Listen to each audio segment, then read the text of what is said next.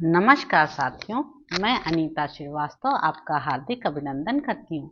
श्रीमद् वाल्मीकि रामायण में आज का प्रसंग है वशिष्ठ जी का सृष्टि परंपरा के साथ इक्ष्वाकु कुल की परंपरा बताकर ज्येष्ठ के ही राज्याभिषेक का औचित्य सिद्ध करना और श्री राम से राज्य ग्रहण करने के लिए कहना।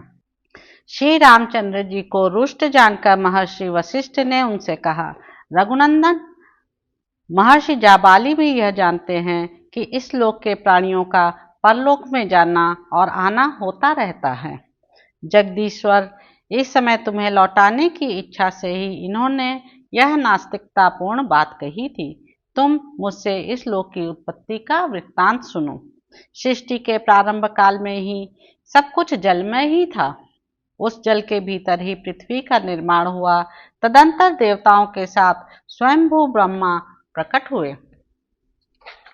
इसके बाद उन भगवान विष्णु स्वरूप ब्रह्मा ने ही वराह रूप से प्रकट होकर जल के भीतर से इस पृथ्वी को निकाला और अपने कृतात्मा पुत्रों के साथ इस संपूर्ण जगत की सृष्टि की।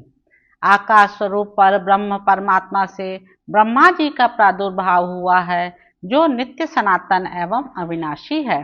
उनसे मरीचि उत्पन्न हुए और मरीचि के पुत्र कश्यप हुए। कश्यप से विश्ववान का जन्म हुआ। विश्ववान के पुत्र साक्षात वैश्वत मनु हुए, जो पहले प्रजापति थे। मनु के पुत्र इक्ष्वाकु हुए, जिन्हें मनु ने सबसे पहले इस पृथ्वी का समृद्धिशाली राज्य सौंपा था। उन इक्ष्वाकु को तुम अयोध्या का प्रथम राजा समझो। इक्ष्वाकु के पुत्र श्रीमान कुक्षी के नाम से विख्यात हुए। कुक्षी के वीर पुत्र विकुक्षी हुए। विकुक्षी के महातेजस्वी प्रतापी पुत्र बाण हुए।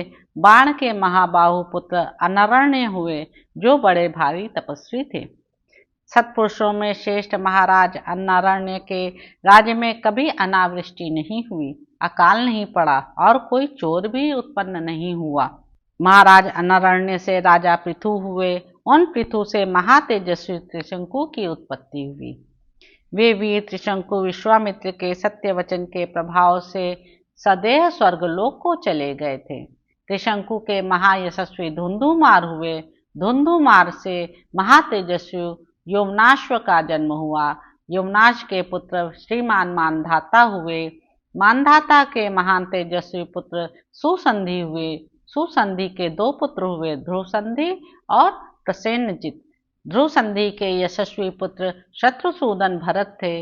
महाबाहु भरत से असित नामक पुत्र उत्पन्न हुआ, जिससे शत्रुभूत प्रतिपक्षी राजा ये है तालजंग और शूर शशबिंदु उत्पन्न हुए थे। उन सब का सामना करने के लिए सेना का व्यूह बनाकर युद्ध के लिए डटे रहने पर भी शत्रुओं की संख्या अधिक होने के कारण राजा असित को हार कर परदेश की शरण लेनी पड़ी। वे रमणीय शैल शिखर पर प्रसन्नता पूर्वक रहकर मुनि भाव से परमात्मा का मनन चिंतन करने लगे। सुना जाता है कि असित की दो पत्नियां गर्भवती थीं। उनमें से एक महाभागा कमल योचना राजपत्नी ने उत्तम पुत्र पाने की अभिलाषा रखकर देवतुल्य तेजस्वी भृगुवंशी च्वयन मुनि के चरणों में वंदना की, और दूसरी रानी ने अपनी सौत के गर्भ का विनाश करने के लिए उसे जहर दे दिया।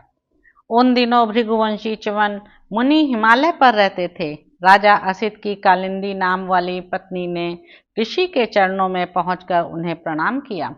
मुनि ने प्रसन्न होकर पुत्र की उत्पत्ति के लिए वरदान चाहने वाली रानी से इस प्रकार कहा, देवी, तुम्हें एक महामनस्वी लोक विख्यात पुत्र प्राप्त होगा, जो धर्मात्मा शत्रुओं के लिए अत्यंत भयंकर, अपने वंश को चलाने वाला और शत्रुओं का संहारक होगा। यह सुनकर रानी ने मुनि की परिक्रमा की और उनसे विदा लेकर वहां से अपने घर आने पर उस रानी ने एक पुत्र को जन्म दिया, जिसकी कांति कमल के भीतरी भाग के समान सुंदर थी और नेत्र कमल दल के समान मनोहर थे। सौत ने उस गर्भ को नष्ट करने के लिए जो गर दिया था, उस गर के साथ ही वह बालक प्रकट हुआ, इसलिए सगर नाम से प्रसिद्ध हुआ। राजा सगर वे ही हैं जिन्होंने पर्व के दिन यज्ञ की दीक्षा ग्रहण करके खुदाई के वेग से इन समस्त प्रजाओं को भयभीत करते हुए अपने पुत्रों द्वारा समुद्र को खुदवाया था।